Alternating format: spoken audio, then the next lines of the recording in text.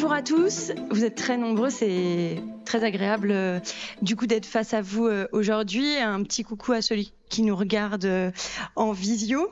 Alors on est sur une table ronde qui doit évoquer les enjeux de sûreté, de sécurité et l'enjeu de comment convaincre, lever les verrous autour de ce sujet.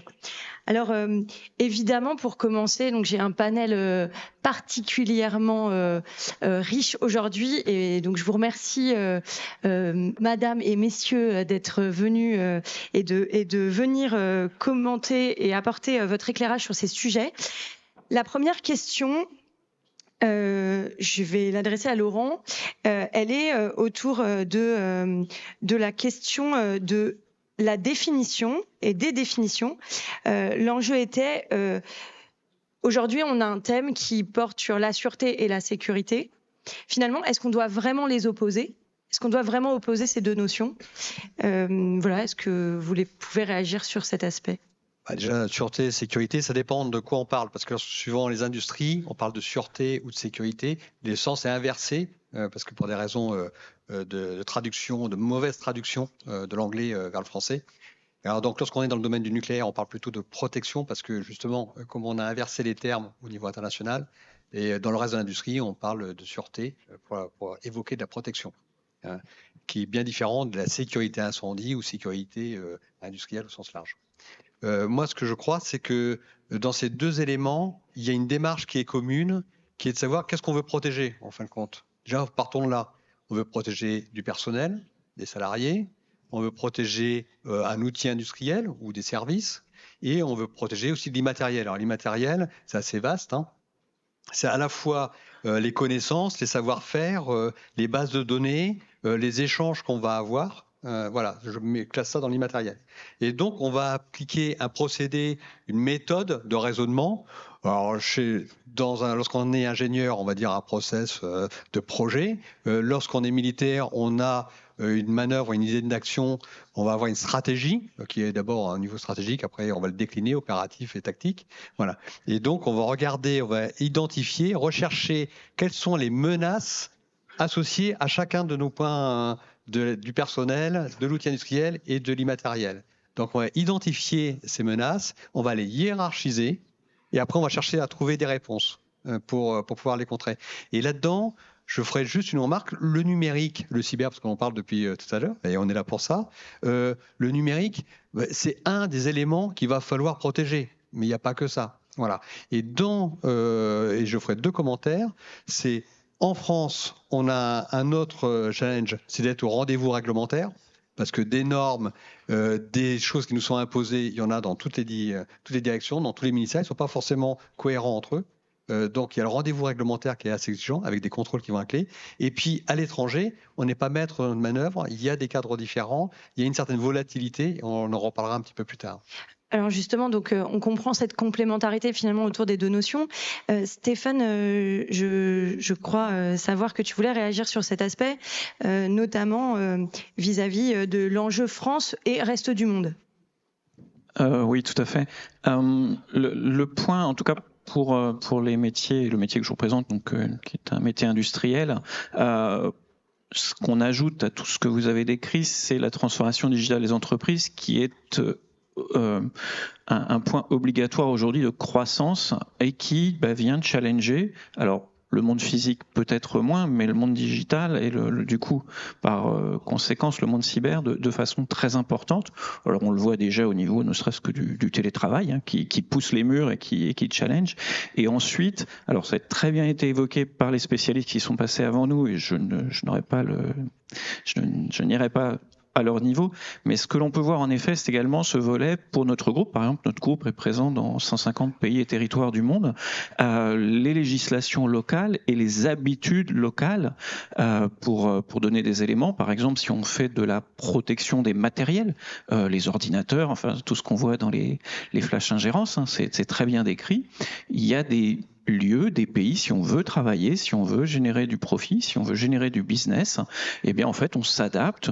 Le cas le plus criant, ce sont les puces chinoises, qui ne sont pas les mêmes clés de chiffrement que les puces anglo-saxonnes. Voilà, là on a un endroit où on va avoir cette difficulté, cette vision, où on va devoir s'adapter localement et faire des choix. C'est pas évident. Qu'est-ce qu'on va vouloir privilégier, comment on va vouloir s'adapter. Ça, c'est le volet. Donc, on connaît bien le volet réglementaire, c'est le RGPD, c'est le Cloud Act, ce sont les lois locales, mais également des contraintes plus terrain, plus opérationnelles qui, parce qu'on veut, encore une fois, je l'ai dit, se transformer, digitaliser, avoir de la continuité de nos systèmes, du 24/7, que nos systèmes soient résilients. Ça, c'est vraiment des enjeux qui lient nos sujets de sûreté, de cybersécurité, parce qu'ils viennent les impacter. Donc finalement, on pourrait dire que les deux sujets sont hyper complémentaires et que l'un ne va pas sans l'autre, encore plus aujourd'hui, où on numérise et on digitalise tous les process, ou énormément de process, même sur les aspects industriels. Donc finalement, pour lever un verrou, il y a peut-être cet argument-là, de dire l'un va pas sans l'autre. Tout à fait. Si je peux citer un exemple qui est très contemporain, très nouveau, avec des chaînes logistiques de production, distribution qui sont extrêmement tendues, nos métiers, en tout cas dans mon groupe, nous demandent des continuités à 3 minutes. Parce que si au bout de 3 minutes, on a une difficulté, les chaînes de production s'arrêtent sur du flot tendu, les camions partent pas, la vente est prise par un autre. Et ça, c'est un point où l'organisation, en tout cas l'entreprise, dans notre cas, va être... Du coup, ça va leur parler. Je pense qu'on va y revenir après dans la suite des échanges, mais voilà un bon point d'accroche sur... On avait du physique, de l'incendie, etc. On avait du vol de matériel, où là on avait vraiment une complémentarité sûreté, sécurité, je vais le dire comme ça. Et puis aujourd'hui, voilà, c'est la résilience et la cyber-résilience qui sont très visibles des directions générales. Et Laurent, vous voulez réagir ? Oui, parce qu'en fin de compte, des fois, ça peut commencer par l'un et ça termine par l'autre. Vous avez un incendie, vous avez une attaque terroriste, vous allez avoir une explosion ou une attaque, sur votre cuisine. Qu'est-ce qui va se passer après ? Vous allez avoir un incendie, vous allez avoir des choses qui vont s'effondrer ou choses. Et dans l'autre sens, si jamais de l'autre côté vous avez eu d'abord un incendie, vous ouvrez une brèche pour une attaque ou quelque chose. Donc, par exemple, chez nous, sur nos grands sites industriels, on a 400 agents armés, armes de poing, armes d'épaule, avec des véhicules blindés, etc., pour surveiller nos activités nucléaires. Ils sont à la fois agents armés, mais ils sont aussi pompiers. Ils font les deux. Donc, ce sont des pompiers armés. Et donc, ils sont là et en fonction du scénario, de la menace, ils sont d'abord pompiers avant tout, ou ils sont d'abord en charge de la protection. Voilà. Donc, c'est pour ça que les deux sont associés. Et le numérique, il participe aux deux. Oui, donc c'est l'idée, dans les deux cas, de ne pas ouvrir une brèche, en fait. Alors, la deuxième question, c'est, vous l'avez tous entendu, et si vous l'avez pas entendu, ça me paraîtrait très surprenant, c'est « ça n'arrive qu'aux autres ». Finalement, ça n'arrive qu'aux autres, ce sera pas nous, ça fait des années qu'on fonctionne comme ça et puis il n'y a pas de raison de changer. On l'entend tous, je vous vois sourire. C'est un peu le syndrome donc du pas concerné. Aujourd'hui, c'est un constat qu'on fait tous. Est-ce que je peux vous faire réagir là-dessus ? Parce que, à titre personnel, je trouve ça hyper agaçant de part, déjà parce qu'il y a une obligation légale de sécurité et ça, voilà. Mais aussi parce que finalement, on a tous des assurances, on n'a pas trop le choix de le faire, on les prend pour couvrir un risque. Et là, on a des risques qui sont particulièrement lourds pour la vie des personnes, pour la vie de l'entreprise, pour l'économie. Est-ce que je peux vous faire réagir, Cédric et puis Hélène, sur cet aspect ? Alors, tout d'abord, je me remémore le dernier sondage qui a été fait par le Risk Summit il y a l'année passée, où on avait indiqué 88% de personnes qui ne se sentent pas impliquées dans la cybersécurité. Ce chiffre est un échec. 88% de personnes qui ne se sentent pas impliquées signifie clairement qu'on a échoué sur la partie préconisation, sur la partie vulgarisation. Et donc, derrière ces 88%, il y a deux ensembles. Ou trois, mais d'abord il y a une partie qui est, on va dire, classée comme cyberautruche, donc ça sera les 1,8%, on va dire ça comme ça, ou quoi qu'ils puissent en dire, ou quoi qu'il puisse être fait, en fait rien ne va changer de leur côté. Et après il y a deux ensembles, il y a le premier ensemble qui est lié aussi à une incompréhension de la cyber. La cyber reste aujourd'hui classifiée, ou en tout cas dans l'esprit des DG ou des patrons de PMI, comme un domaine d'expertise.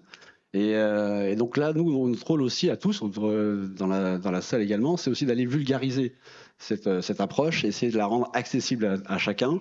Nous, en tant qu'éditeur de solutions logicielles, évidemment, on essaye de vulgariser cette partie-là en prenant des exemples simples et pragmatiques. Aujourd'hui, en fait, la cybersécurité à votre niveau en tant que PDG, c'est aussi la liberté de choisir qui rentre dans votre service d'information. Donc, on va mettre un logiciel de contrôle d'accès à votre information, je peux m'exprimer ainsi, et non pas EDR, XDR, NDR, MDR, SOR, SIEM, et voilà, là, on perd tout le monde. Donc on rentre dans l'idée de vouloir vulgariser, de vouloir simplifier, de vouloir approcher, d'avoir un autre axe d'entrée au niveau des patrons de PME, PMI, parce que pour ceux qui n'ont pas de DSI, ça reste toujours compliqué à leur niveau. Deuxième axe, et c'est souvent en France, on l'a déjà répété de manière plusieurs fois, et ça prend forme aussi en ce moment, c'est le côté réglementaire. Alors, je suis pas très vieux, en tout cas j'espère, mais j'ai vécu l'arrivée de la LPM, l'arrivée de l'ANSSI en tant qu'intégrateur sûreté. La LPM, tout le monde là. La LPM Pardon, loi de programmation militaire. Excusez-moi. Oui, excusez-moi. Tu dis qu'il ne faut pas utiliser d'acronyme, mais je vulgarise, finalement non. Donc oui, l'arrivée de la loi de programmation militaire, l'arrivée de l'ANSSI avec des contraintes techniques en tant qu'intégrateur sur des sites OIV.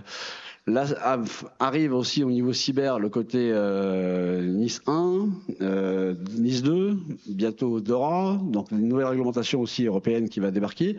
Donc il y aura, en France, on est souvent obligé d'être réglementé pour pouvoir s'imposer. Et donc je pense que c'est ce qui va se passer aussi. Donc j'espère que l'année prochaine, lorsque le prochain sondage sortira de Risk Intel, on aura au moins gagné peut-être 10 points. Faut peut-être changer les questions. Si on veut avoir un meilleur résultat. Avez-vous entendu parler du cyber-risque ? Voilà. Peut-être que là, on aura des meilleurs résultats. Hélène ? Oui, peut-être pour prendre un autre angle. Moi, personnellement, je suis dirigeante en entreprise et je ne suis pas du tout une spécialiste de la cyber. Ce sujet m'est arrivé sur les épaules il y a quelques années. Et donc, en fait, je pense que je suis plus optimiste finalement que le sondage dont on a entendu le résultat. Parce que je pense qu'aujourd'hui, il y a quand même beaucoup plus de force de sensibilisation des dirigeants des entreprises à ce risque-là. D'abord parce que c'est un sujet qui nous concerne absolument tous et toutes en tant que citoyens et citoyennes. Qui n'a pas subi un phishing ? Alors un certain nombre se font avoir, un certain nombre non. Mais une fois qu'on s'est fait avoir, on s'est peut-être un peu moins avoir. Mais je pense que les dirigeants des entreprises sont comme tous les autres, sensibles à ce sujet. Ensuite, il y a un sujet d'image et de réputation. Et on entend maintenant parler des attaques cyber et de leurs conséquences. Donc je pense que les dirigeants ont pris conscience de ce sujet et n'ont aucune envie d'avoir leur entreprise citée dans la presse comme ayant subi une attaque. Alors je ne vous parle pas de la mienne qui en plus est dans le numérique. Donc ça, c'est un risque qui est quand même important et que les dirigeants n'ont pas envie de voir s'avérer. Troisième sujet, c'est que si on subit des attaques, ça a un impact business, si ces attaques ont un effet direct. Quand un système d'information est à plat, partiellement ou complètement, ça a des impacts sur les employés, ça a des impacts pour les clients et ça a des impacts sur les résultats de l'entreprise. Donc je pense que, et effectivement, les sujets réglementaires ont été évoqués, mais c'est peut-être pas le plus gros moteur en fait au sein des entreprises. Ça c'est vu. Alors ça, c'est le frein pour le coup. C'est que je pense que pour la plupart des dirigeants, alors on a entendu quelques noms de réglementation ou de solutions, ça parle pas du tout aux dirigeants. C'est vu comme un sujet complexe, technique, pas à leur portée. Ils le voient comme une contrainte, comme un coût. Et pour certains, comme un empêcheur de business, voire d'innovation. Donc, d'un côté, je pense qu'il y a une prise de conscience qui a quand même beaucoup évolué. De l'autre côté, il reste un gros travail d'éducation à faire des dirigeants. Et là, pour le coup, on voit quand même ça évoluer. On voit qu'il y a des prestations de services qui se mettent en place autour de l'acculturation des dirigeants, la mise en place de dashboards qui sont vus au plus haut niveau. D'ailleurs, un des points qui donne un indicateur sur l'importance du sujet dans les entreprises, c'est où est positionné le RSSI. S'il est N-2 ou N-3, on peut se dire, et peut-être qu'il n'y en a pas d'ailleurs. Voilà, c'est plus grave. Voilà. Donc, ça donne un indicateur. Après, je pense que vraiment le sujet est quand même beaucoup plus au cœur des comités de direction des grandes entreprises. Il y a un vrai sujet pour les PME, PMI qui, à mon avis, aujourd'hui, comprennent le risque mais ne savent pas comment le gérer. Alors justement, sur l'enjeu de ce risque, on est aussi... parce que là, il y a le risque business, finalement, mais c'est assez nébuleux. Finalement, on parle de cas pas forcément qu'on arrive à toucher du doigt là. On donne des exemples un peu larges. Justement, on avait... la question justement de la menace constante qu'on peut vivre dans le cadre géopolitique aujourd'hui. Et donc, finalement, est-ce que les dirigeants sont plus sensibilisés à ces questions de par la situation géopolitique que l'on vit et qui, est-ce que ce soit sur le terrain que France, mais aussi dans les entreprises à l'international, les impacts sans doute. Laurent, je vous vois prendre votre micro, je vous donne naturellement la parole du coup. Non, allez-y. Bon. Moi, Orano, on est le successeur d'Areva, pour ceux qui ne connaissent pas. Donc, nous, on a des mines à l'étranger. On en a au Niger, en Afrique. On en a dans les pays du Stan, au Kazakhstan, en Ouzbékistan, en Mongolie. On en a au Canada. Alors, au Canada, c'est quand même vachement plus simple. Le problème, c'est plutôt les ours et les moustiques. Mais pour les autres pays, c'est un peu plus compliqué. Donc, dans les entreprises ou les grands groupes qui ont des intérêts à l'étranger, on est quand même très sensibilisé à ça. Et la question géopolitique est une question au quotidien. Lorsque vous avez à travailler en Mongolie, où vous avez que deux voisins qui sont la Russie et la Chine, vous ne pouvez pas faire abstraction de la réalité du quotidien, en tant que politique. Surtout qu'il ne faut pas limiter ça au pays où vous avez votre système ou votre outil ou votre usine ou votre mine, c'est que vous êtes obligé d'intégrer aussi toute la supply chain et toute la logistique. Le but, c'est pas de produire et de rester sur place, c'est pas un jardin. Donc il faut pouvoir avoir les approvisionnements et pouvoir exfiltrer, si je reprends un terme militaire, en tout cas pouvoir évacuer ou transporter votre produit pour le traiter après en national ou le revendre à des clients. C'est important, cette géopolitique. Vous l'avez là, vous l'avez aussi au Niger, par exemple, nous en Afrique. Et donc, l'Afrique, le Niger, c'est bien, mais c'est aussi le Bénin qui nous intéresse pour pouvoir aller au port de Cotonou. Parce que sinon, il n'y a pas d'évacuation. Voilà. Est-ce que c'est aussi du coup sous l'angle, là, pas uniquement des actifs business, mais on a aussi sur le plan humain, c'est-à-dire protéger l'humain. Je pense, c'est aussi rappeler que la cyber et la sûreté sont là pour protéger de l'humain. On ne protège pas que des actifs économiques. Donc là, dans les exemples que vous donnez, j'imagine quand même qu'il y a des procédures pour le personnel. Oui, alors je n'ai pas voulu aborder ce sujet, mais c'est notre priorité, l'humain. Donc les salariés sont protégés comme les sous-traitants qui travaillent pour nous.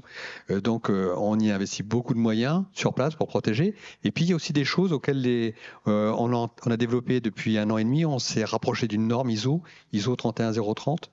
On est un certain nombre d'entreprises à avoir créé cette norme-là.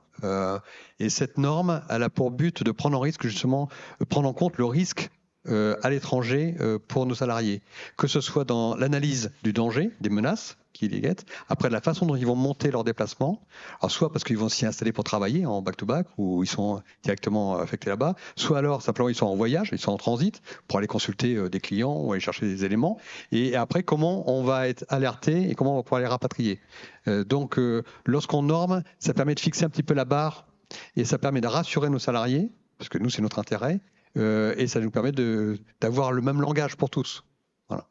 Merci de ces précisions. Alors, est-ce qu'on peut donner un exemple JO, du coup, maintenant, Yannick, si tu veux bien revenir sur cet aspect ? Oui, volontiers. Alors, je pense que tout d'abord, il est évident quand on est une grande entreprise internationale ou un OIV que la géopolitique a un impact direct sur sa sécurité, sur sa stratégie de sécurité, sur les moyens qu'on met en œuvre.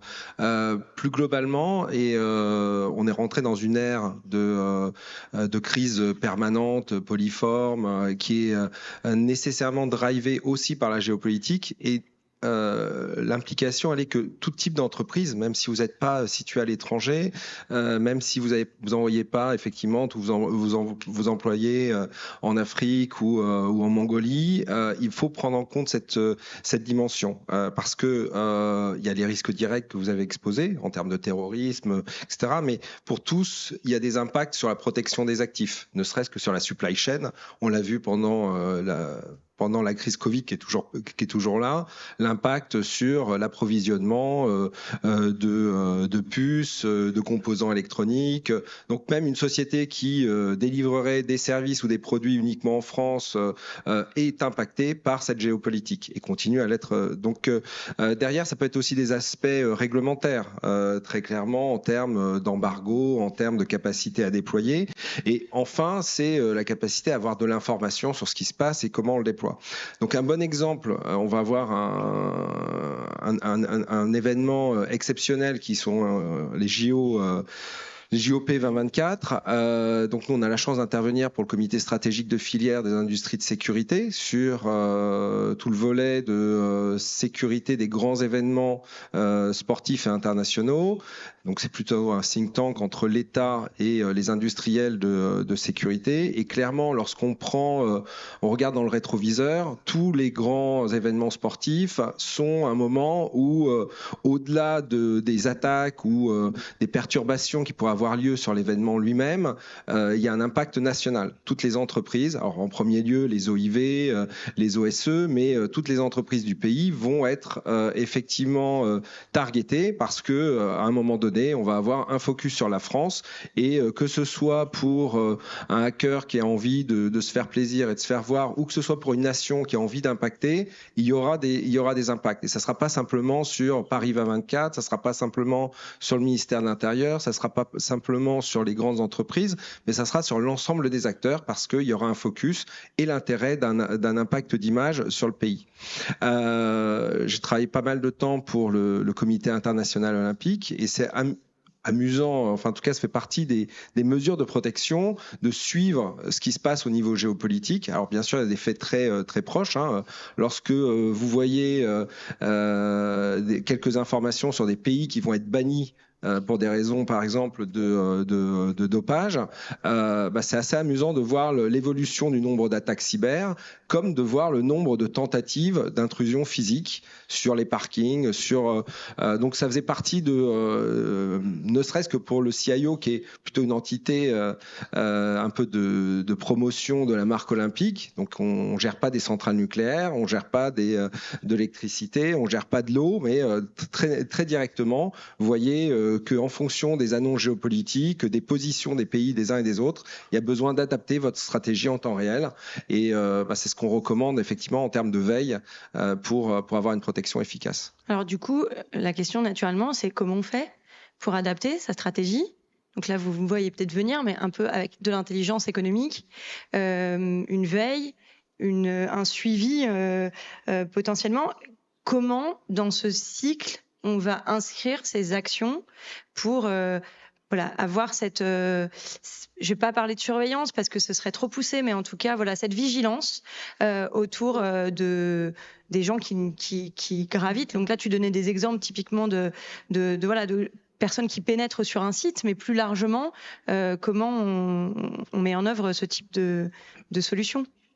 Tout à l'heure, on a parlé d'analyse de risque, compréhension de ces enjeux, de ces actifs, des menaces. L'intelligence économique va venir renforcer tout ce dispositif en permettant de collecter, d'analyser, d'exploiter toutes les informations disponibles en source blanche et en source ouverte, puisqu'on n'est pas dans un cadre de renseignement ni dans un cadre agressif de collecte d'informations, mais c'est toute cette connaissance, alors bien sûr de la géopolitique, mais aussi des éléments environnants, votre compétition, vos fournisseurs, vos employés, être capable d'avoir au plus tôt une détection des menaces. Donc être capable d'identifier ces menaces, aussi de vous comparer aux différentes sociétés, c'est aussi être capable d'anticiper ces risques et leurs impacts. Et puis, quand on utilise l'intelligence économique et tous les dispositifs associés, c'est aussi la capacité à aller beaucoup plus loin dans sa stratégie, dans le développement et dans l'adaptation de sa posture, bien sûr de sécurité, mais aussi dans sa posture de confiance vis-à-vis de ses clients, vis-à-vis de ses partenaires, et d'être capable effectivement de valoriser la sécurité in fine. Très bien. Justement, Laurent, est-ce que vous voulez réagir ? Et moi, je viens compléter les propos. C'est localement, déjà, dans un pays, vous avez déjà une ambassade de France. Donc déjà, c'est le réseau, à travers le centre de crise du MAE, à travers les ambassades. Lorsqu'on va en déplacement comme ça dans ces pays-là, on entretient des liens avec eux qui nous permet quand même d'avoir déjà une bonne image, une bonne perception de ce qui se passe.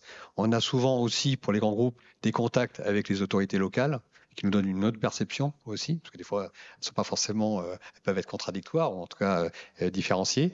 Donc, ça nous oblige à avoir une vision à la fois du pays, du lieu, parce que suivant où vous êtes dans un pays, des fois dans le sud c'est calme, mais dans le nord c'est plus compliqué. C'est pas forcément les mêmes tribus, les mêmes ethnies, et c'est pas donc les mêmes cultures. Et voilà, donc il faut prendre en compte tout ce milieu. Ça, c'est du local. Et puis d'une manière générale, lorsqu'on parle de l'IE, je pense qu'il faut repréciser un petit peu ce que c'est que l'IE. L'IE, c'est pas non plus la stratégie. L'IE vous donne une situation du renseignement, mais ouvert, bien entendu, hein, on a des organismes pour ça. Mais pour moi, l'IE, c'est un petit peu autre chose. L'IE, c'est pour vérifier plus de la conformité, vérifier que nos interlocuteurs, les gens avec qui on va travailler, les sous-traitants, sont des gens honorables, entre guillemets. C'est-à-dire qu'il n'y a pas de problème de corruption, il n'y a pas de problème de gens qui sont sous sanction. En ce moment, les sanctions, c'est compliqué, hein, parce qu'il faut faire quand même le petit train, tirer la pelote de laine pour savoir jusqu'où on va. Donc, entre les sociétés, entre les individus, et c'est aussi donc vérifier l'actionnariat aussi. Comment c'est en train d'évoluer, qui est en train de prendre le contrôle. Ça peut changer aussi les règles et ça peut du coup rentrer en sanction. Et puis l'IE, c'est aussi l'honorabilité. Donc c'est regarder que votre interlocuteur qui vient vous contacter sur des réseaux sociaux ou ailleurs, il est quand même légitime pour vous poser des questions. Parce que lorsque nos grands chefs sont interrogés, ils veulent savoir si la personne en face, elle a du répondant ou pas. Et c'est quelqu'un avec qui on a raison de discuter. Parce que si lui-même est sous sanction ou si lui-même essaie de se vendre, essaie de chercher plutôt un emploi plutôt que de converser, bon, vous perdez du temps. Ce que je comprends dans ce que vous dites tous les deux, c'est que c'est quand même un travail, c'est pas un instant T et hop, c'est terminé. C'est vraiment quelque chose qui va s'inscrire dans la durée. Alors, vous dites que c'est pas une stratégie en soi, mais en tout cas, ça rentre quand même dans une démarche globale et ça a besoin de s'inscrire dans le temps, notamment pour le suivi justement des changements de pouvoir, des contrôles d'entreprise, etc. Je pense que la stratégie, ça appartient aux managers. C'est ça que je veux dire. C'est que l'IE est un outil. Vos services de renseignement, vos contacts que vous pouvez avoir, c'est des perceptions. Vous en faites une cartographie. Et de là, après, c'est au manager de décider sa stratégie. Et dans les grands groupes, on a des gens spécialisés là-dedans pour mettre à la fois le commerce, le business avec la réalité du terrain. Alors, on a parlé là sur ces 3 questions, on a évoqué dans nos propos plutôt de la méthodo. Là, je voudrais qu'on aille maintenant sur la question du retour sur investissement de ces investissements en cyber ou en sûreté. Moi, je suis à titre personnel assez mal à l'aise avec le fait qu'il faut toujours justifier d'un ROI quelconque de chaque action qu'on fait. Il y a plein de choses qu'on fait par valeur et qu'on ne cherche pas à mesurer. Donc, j'aimerais bien vous entendre sur cet aspect. Sur justement, voilà, Stéphane, est-ce que vous voulez intervenir, parce que je pense que c'est important d'éclairer sur cet aspect, cet enjeu toujours d'essayer de justifier le moindre investissement en cybersécurité ou en sûreté par un retour sur investissement. Alors tout à fait, parce qu'à un moment il y a la question des moyens qui arrivent et les moyens anticipés et pas les moyens, parce que si l'incident a lieu, le robinet sera ouvert, mais on sera dans du curatif et c'est pas ce qu'on attend. Là, je dirais que c'est quelque chose où je souhaite partager un peu des clés qui ont fonctionné, en tout cas dans mon cas. Et le premier, c'est, alors j'entendais l'analogie au rugby tout à l'heure, l'analogie du sport. Ça, typiquement, un board, un COMEX, une direction générale, c'est quelque chose qui lui est accessible. Elle voit ce que c'est que le sport d'équipe, elle va être à l'aise avec, elle a une appétit au risque, elle va avancer, elle va avoir une phase, je dirais, plus avec des personnes attaquantes, et nos métiers sont des métiers de défense. Donc c'est plan-plan, c'est triste, on vit avec, c'est notre fardeau, mais c'est un message qui, je trouve, passe bien, c'est-à-dire de dire, ok, ou l'analogie, la voiture et les freins, voilà, qu'est-ce qui va faire que dans cet appétit au risque, je sais que je peux accélérer parce que j'ai quelque chose, j'ai un monsieur qui dit non de temps en temps, j'ai une contre-mesure, une organisation, Et puis, j'ai aussi des pertes, je peux comparer, je peux voir. Et c'est vrai que je partage ce que disait Hélène tout à l'heure, je prends plus optimiste que le chiffre qui était assez dur de 88%. Je pense qu'il est meilleur que ça, au moins dans le questionnement. C'est-à-dire qu'on bénéficie d'un point d'accroche. On est interrogé sur le sujet. Ensuite, ces budgets ne vont pas être illimités, comme le risque zéro, lui non plus, n'existe pas. Donc, on va être amené à faire des choix, mais ce côté, je dirais, l'attaque, la défense, on est positionné dans les tableaux d'intensité impact, comme d'autres risques, hein, comme des risques d'entreprise, de croissance, d'incendie. Et ces choses-là font que si on a un discours adulte, posé, on dit, ben voilà, il y a des difficultés, on aura des choix à faire. Je trouve que ça fonctionne bien, avec par contre, et on doit être toujours très prudent parce que on glisse assez vite, et surtout quand nous-mêmes on peut être stressé ou en accélération dans une présentation, même entre nous on le voit, on revite, on jargonne, on remet des termes compliqués et on perd notre audience. Donc voilà, on peut être très à l'aise d'être, on a besoin d'un budget de défense qui va aider et porter aussi les avancées du groupe, et à nous faire cet effort, apprendre, travailler, c'est difficile, mais s'entraîner. Il y a du média training pour les responsables cyber. C'est un investissement, mais je trouve que là aussi, c'est aussi un très bon retour sur investissement, parce que les budgets, je trouve, sont beaucoup moins questionnés quand nous-mêmes nous faisons cet effort. Merci. Hélène, tu voulais intervenir ? Oui, sur ce sujet, en fait, je suis assez d'accord sur le fait que vouloir faire un exercice de ROI sur ce sujet-là, c'est quand même très compliqué. D'abord parce qu'il faut évaluer les coûts actuels et à venir dans un domaine où les solutions foisonnent. Donc il faut éviter quand même de changer de solution ou d'avoir un patchwork de solutions, parce que du coup on crée des failles aussi. Il faut aussi faire appel à du service. Typiquement, si on revient à la maîtrise du risque, déjà c'est identifier les risques, ceux qu'on veut maîtriser, le risque zéro n'existant pas. À quel niveau on va se situer finalement?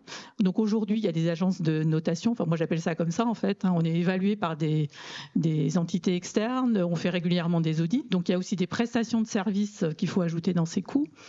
Il y a l'organisation interne autour de la cybersécurité, mais en fait, une fois qu'on a fait ça, si tant est qu'on soit capable de le faire, en fait, on ne connaît pas les coûts. Parce que dans la réalité, ce que j'ai dit au début, ça concerne 100% des salariés, ça concerne notre relation avec nos clients, nos relations avec nos sous-traitants, ça concerne 100% de l'écosystème de l'entreprise. Donc en fait, il y a plein d'investissements qu'on fait et qu'on doit faire, qu'on ne met pas dans le budget de la sécurité et de la sûreté. Donc en fait déjà évaluer ces coûts qui en fait d'une certaine façon deviennent naturels, en tout cas dans les grandes entreprises, on ne sait pas le faire. Le bénéfice effectivement c'est l'évitement du risque, sachant que c'est pas toujours évident d'expliquer pourquoi il faut investir tant au regard du risque. Ce qui marche pas mal quand même, même si on ne le fait pas toujours, c'est quand on a un incident qui ne se transforme pas finalement en une cellule de crise parce qu'on a su le gérer très très en amont, ce qui veut dire qu'on est capable de les détecter. Si on essaye de regarder ce que ça nous aurait coûté si l'incident s'était transformé, et on peut le voir en faisant du benchmark avec des entreprises où c'est arrivé, on voit que finalement ce qu'on a investi versus le risque qu'on a évité, c'est tout à fait massif en fait. Hein. Donc voilà, dans l'absolu, faire un exercice, je dirais, de formalisation d'un ROI, c'est très complexe. Dans la réalité, sensibiliser les organisations aux investissements nécessaires pour la cybersécurité, on sait le faire, mais effectivement, il faut utiliser de l'exemple, il faut utiliser de la pédagogie pour des dirigeants, parce que sinon, on revient au sujet précédent, c'est vu comme un sujet technique, un facteur de coût. Alors, un autre élément quand même qu'on ne sait pas mesurer, c'est que c'est une opportunité de business, la cybersécurité. Puisque dans la réalité, alors nous, dans notre cas, on a une offre de services autour de la cybersécurité, ce qui semble assez naturel. Mais même chez des industriels, ça peut être une opportunité de business, mais ça peut être vrai aussi dans les services. Bon, il y a le sujet de l'assurance qui, lui, est très clair, mais il y a aussi des banques aussi qui font des offres de services autour de la cybersécurité pour les PME, PMI. Dans le ferroviaire, par exemple, un constructeur peut proposer des offres de services aux opérateurs. Donc, en fait, il y a aussi des opportunités de business qui, quelque part, viennent compenser ou devraient s'intégrer dans un ROI et on les met jamais. Donc voilà, je pense que ce sujet-là, en fait, c'est un faux débat. Et à l'inverse, si on n'a pas anticipé ça, il y a des appels d'offres auxquels on ne pourra jamais répondre. Oui, par ailleurs. Laurent ? Moi, je trouve qu'il y a un moyen aussi de parler de la protection, du coût de la protection, des investissements nécessaires sur la balance des risques, en prenant en référence la maintenance préventive. C'est exactement la même chose. C'est un choix budgétaire. Non, mais c'est un choix. Vous décidez d'investir dans votre dispositif de protection, quel que soit son domaine. Vous mettez la barre à un certain niveau et vous dites, moi, le risque, après, il est acceptable, il n'est pas acceptable.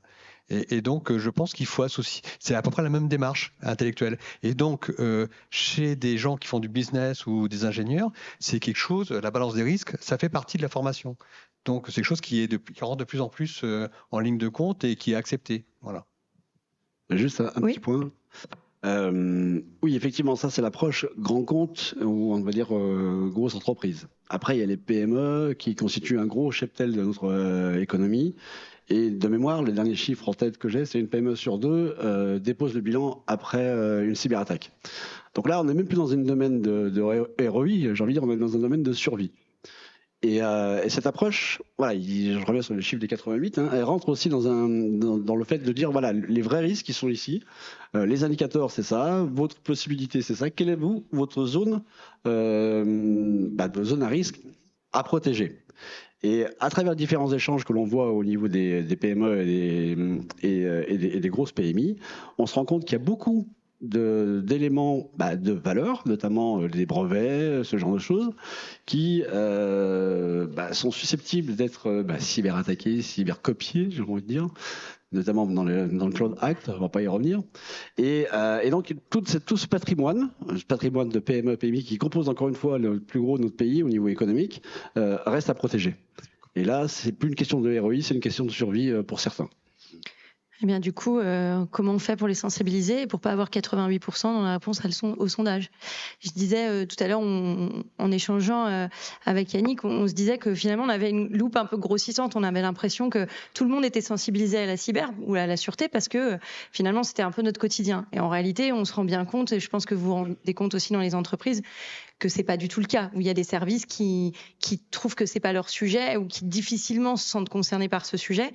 Du coup, comment on sensibilise? Quels sont pour vous les axes ou les exemples que vous pourriez nous donner, que vous avez mis en œuvre et qui ont fonctionné sur donc les dirigeants, certes, mais pas uniquement, parce que finalement, le dirigeant va être sponsor, la direction va être sponsor d'une démarche, mais au quotidien, sur l'intégralité du panorama de l'entreprise, c'est heureusement pas eux qui font tout. Et donc, comment on sensibilise et comment on fait monter en compétence tous les autres? Est-ce que vous avez des retours d'expérience à nous partager?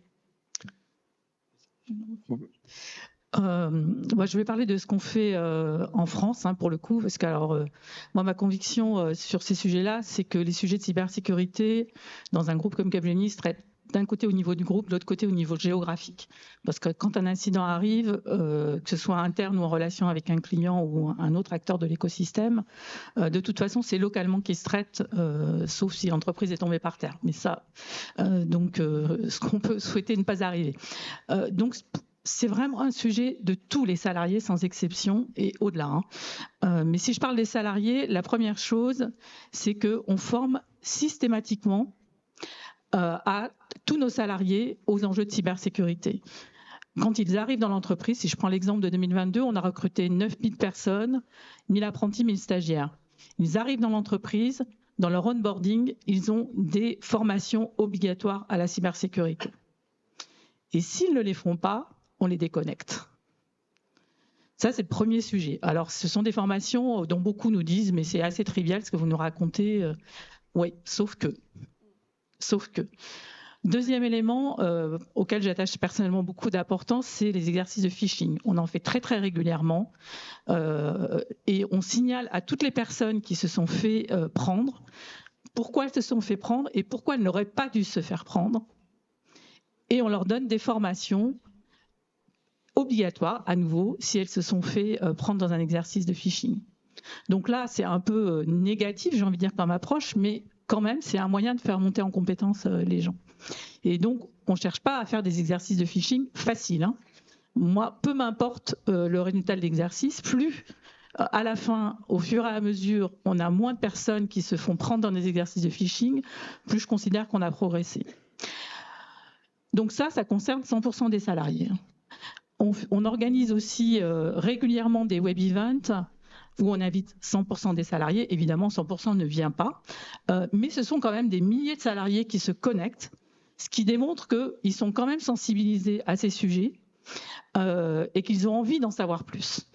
Donc l'idée là, c'est de faire des retours d'expérience sur des situations vécues. C'est aussi de faire intervenir des personnes extérieures, que ce soit des clients ou des personnes qui sont spécialistes au sein de l'État de la cybersécurité, pour faire prendre conscience. Et on se rend compte que ça intéresse les salariés parce qu'on a des centaines et des centaines de questions pendant ces web events. L'année dernière, par exemple, le dernier qu'on a fait était autour de cybersécurité, un enjeu à la fois personnel et professionnel. Et du coup, ça a attiré pas mal de personnes, puisque en fait, régulièrement, ce que je disais, les gens sont confrontés à ces sujets, directement, indirectement, leurs parents, leurs enfants. D'ailleurs, on a proposé une bibliographie pour les enfants. Ensuite, on fait un métier du numérique. Donc, je donne un autre exemple qui est la formation des développeurs informatiques. Globalement, ce qu'il faut, c'est éviter les problèmes. Donc, il faut faire de la sécurité by design. Donc, on a mis en place un outil de formation de nos développeurs qui permet d'apprendre à faire du code sécurisé par du gaming. Voilà quelques exemples de ce qu'on peut faire pour former les gens. Après, ça concerne toutes les fonctions support, que ce soit achat, finance, RH, avec des programmes, pour le coup, qui sont ciblés par type de métier pour former aux enjeux de la sécurité. J'ai oublié les directions juridiques, mais j'ai envie de dire, c'est un must d'être formé sur ces sujets-là. Voilà, donc en fait, il y a plein de dispositifs. Il faut faire des actions ciblées, originales. Et il faut se remettre en cause tout le temps, en fait. On ne peut pas dire on va dérouler le même programme tout le temps, parce qu'en fait, ça ne marche pas. Donc, il y a ce qu'on ne peut pas contourner, des formations obligatoires, et ensuite donner envie, en fait, sur ces sujets, et à tous les niveaux de l'entreprise et sur toutes les fonctions de l'entreprise. Voilà. Et puis peut-être je voudrais dire un mot quand même, parce que finalement, on me l'a suggéré, donc je vais le faire quand même. On a besoin de plein de talents dans la cybersécurité, certes des techniciens. Et d'ailleurs, moi, à la base, j'étais développeur, et j'ai aimé ce métier. Il faut continuer à avoir plus de personnes dans ces métiers-là, et on en manque, et plus de femmes aussi, parce que on atteint plus les personnes quand la diversité est représentée. Et on dit beaucoup aujourd'hui qu'il y a une diversité des métiers autour de la cyber, et c'est vrai. C'est vrai, dans le monde juridique, dans le monde technique, dans le monde organisationnel, dans le conseil, dans les prestations de services. Il y a énormément de métiers qui sont ouverts et qui sont à couvrir. Donc moi, je voulais aussi faire sur ce sujet finalement ressources humaines, parce que je pense que la cybersécurité, la moitié, ce sont des ressources humaines. Merci beaucoup. Est-ce que Stéphane, Yannick, Laurent, Cédric, vous voulez réagir ? Je veux bien juste rajouter une chose, parce que je pense qu'on a vu au cours de des partages là, beaucoup de bonnes pratiques. La question initiale, c'était est-ce qu'on peut avoir un ROI en termes de sécurité. Donc je vais peut-être aller à contre-courant ou renchérir. C'est que le premier objectif, comme vous l'avez bien décrit, c'est on est une ligne de défense. Donc il n'y a pas de ROI à aller chercher. C'est une obligation.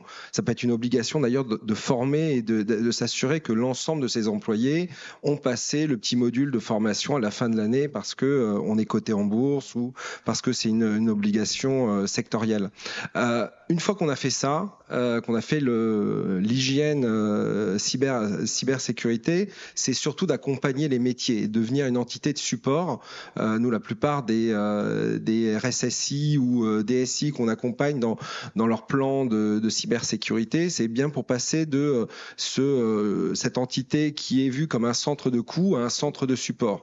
Comment je peux valoriser la confiance, la sécurité auprès de mes clients, auprès de mes offreurs de services. Donc là, c'est effectivement, on va retomber sur toutes les concepts de sécurité ou de privacy by design, mais c'est effectivement souvent pour les DSI ou les RSSI de passer dans une posture où ils vont vendre en interne la valeur ajoutée apportée par la sécurité.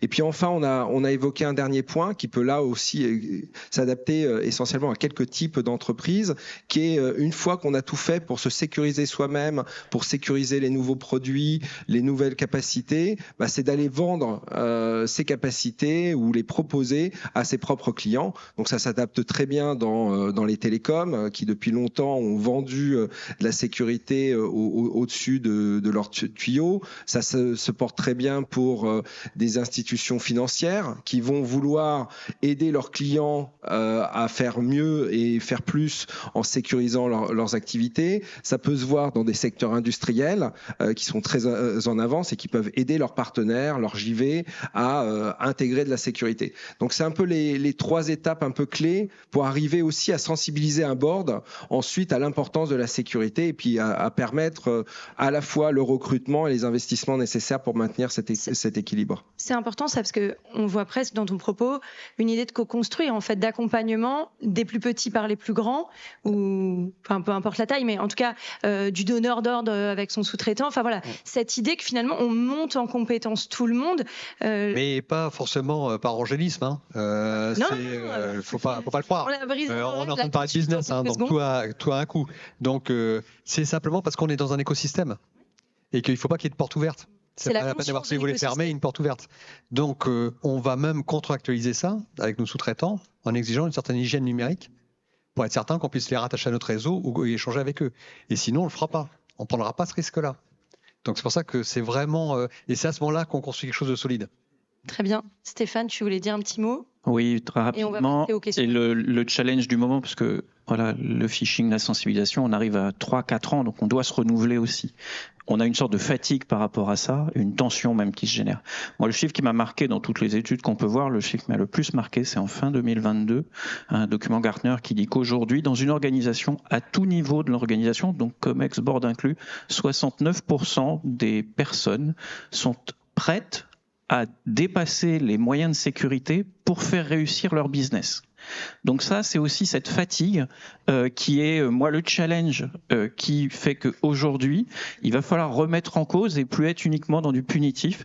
Et ça, c'est vraiment quelque chose qui nous obligera à faire, et je reviens avec les métiers de la communication, à adapter nos parcours, à faire des études de marché même internes. C'est long, mais je crois que ça fonctionne bien. Et nous, on a un motto qu'on a vendu en interne, qui est vrai, vous pourrez le trouver, on l'a publié, qui est que le collaborateur est le premier rempart de l'entreprise. Et ça fonctionne bien, ça l'incarne et c'est utile. Finalement, c'est pas que le maillon faible entre la chaise et le clavier. Merci beaucoup. Alors, est-ce que vous avez des questions ? Et s'il vous plaît, dites oui. Ah, voilà, il y a une main levée là-bas. Merci. Parce qu'on a fini à l'heure, du coup. On a un peu de rab, merci beaucoup. Bonjour, Julien Prévost. C'est plus une question et un partage à la fois. Le thème de la discussion, c'était cybersécurité et sûreté. J'étais en charge en 2022 de la sécurité de la présidence française du Conseil de l'Union européenne. Donc, on avait bien très clairement identifié la porosité entre l'aspect sûreté, protection physique des événements et la partie cybersécurité qui pourrait intervenir de manière immatérielle dans les événements. Sur ces éléments-là, toutes les mesures classiques que vous avez cotées, détection, analyse de la menace, protection et réaction, bon, bien sûr, ça c'est la chaîne qui va bien. Mais il y a toute la chaîne de sous-traitance avec les agences événementielles, etc. Et donc vous l'avez également pour la partie JO. Il est impossible de tout protéger. Et le risque, moi je dis attention à l'ego et attention aux vendeurs de boîtes dans les entreprises, etc. Il faut analyser les data de la menace et s'assurer du bon niveau de protection et du bon niveau de réaction au bon endroit. Et ça, pour moi, c'est le directeur des risques. Et c'est l'analyse de la menace qui doit permettre de dire où est-ce qu'on met, où est-ce qu'on investit et comment investit au bon niveau dans le cyber. Et ça, et là, on n'est plus sur une logique de ROI parce qu'en fait, il faut battre le sujet ROI. Trouver le ROI, c'est que c'est déjà trop tard. La question, c'est comment on affecte les moyens au bon endroit et au bon moment. Et pour moi, c'est vraiment cette relation entre le directeur sûreté et le directeur cyber qui doit vraiment s'allier pour présenter les choses, soit au niveau du COMEX, soit au niveau politique. En fin de compte, dans les grands groupes, on a des comités des risques. Et en fin de compte, on aborde tous les risques. Risques géopolitiques, risques industriels, risques business, risques bon, suivant les groupes, c'est pas les mêmes natures. Donc on part déjà de ça. Donc c'était l'analyse de la menace, l'identification, et après les hiérarchiser par rapport pour savoir où on met la barre. C'est ce que j'avais dit au départ. Je pense qu'il y a aussi autre chose. On peut regarder aussi dans l'autre sens, en partant faire le mouvement inverse, c'est-à-dire de regarder chez soi. Qu'est-ce qu'on a réellement besoin de protéger? Qu'est-ce qui est vital? Voilà. Qu'est-ce qui va permettre la résilience, de revenir à l'état initial? Ou qu'est-ce qui fait que vous êtes capoute sur une petite PME? De toute façon, là, on vous a coupé le réseau, c'est terminé. Vous mourrez sur place. Donc, c'est ça qu'il faut qu'on arrive à identifier. Parce qu'on ne peut pas tout protéger. On ne peut pas être protégé de tout. Donc, on fait des choix. Voilà. Et c'est notre métier, c'est de faire des choix lorsqu'on est manager. Donc, c'est de dire, nous, cette menace-là, celle-là, je peux pas ce risque-là, je peux pas le prendre. Voilà. Ou celui-là, je le prends et je le tempérorise, je lui donne un niveau de dangerosité acceptable. Voilà. Et c'est ça. Et je pense que justement, l'IE, chez nous, on l'utilise aussi un peu pour ça. C'est-à-dire qu'on a des nouveaux process pour identifier sur un projet, dans la vie du projet, entre le développement, l'idée, et ensuite sa maturation, sa vente, sa commercialisation, son industrialisation, voire sa revente, c'est à quel moment une information est vitale, par exemple. Mais elle n'est pas de la même nature en fonction du développement du projet. Et donc, ça vous permet de vous focaliser. Vous ne pouvez pas vous protéger de tout. Donc, vous focalisez au fur et à mesure de l'avancée. Voilà. Merci. Est-ce que vous avez d'autres questions? Il y a une question aussi au fond, comme il n'y a pas trop de lumière. Donc ça fait 3 questions. Et puis on clôturera cette table ronde, si ça vous va. Et comme ça, on respecte le timing. Bonjour. Bonjour. Oui, il y a eu un petit peu une question sur les PME. Et je voudrais juste revenir dessus. Comment est-ce que du coup vous faites pour, vous en tant que grande entreprise, de ce qu'on voit, comment est-ce que vous les accompagnez en termes de cybersécurité et de sûreté? Comment est-ce que vous les accompagnez, parce qu'effectivement les PME, elles n'ont pas forcément le temps, l'argent de se sécuriser elles-mêmes. Donc comment est-ce que vous voyez par rapport à eux, parce que je me doute que vous travaillez du coup beaucoup avec des PME qui sont vos sous-traitants. Cédric, voilà. Je pense que ça c'est pour toi, hein, le sujet de la PME. Oui et non. Alors, dans mon ancien parcours d'intégrateur... Pour convaincre. Pour convaincre. En fait, il y a plusieurs sujets.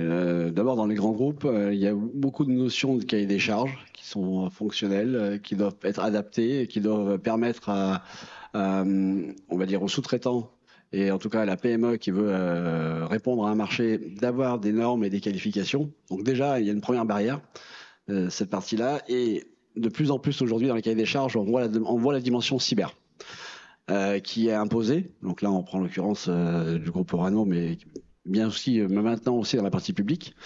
Et donc, de fait, l'accompagnement n'est pas nécessairement réalisé par le donneur d'ordre vers le sous-traitant, mais c'est le sous-traitant qui doit s'adapter et investir pour pouvoir répondre au marché. C'est pas la meilleure des solutions, mais c'est ce qui existe aujourd'hui. Et l'accompagnement, dans certains cas, alors sur certains grands groupes, peut être aussi l'accompagnement par des officiers de sécurité qui peuvent aller être détachés pour aller superviser et vérifier ce qui se passe dans les éléments des sous-traitants.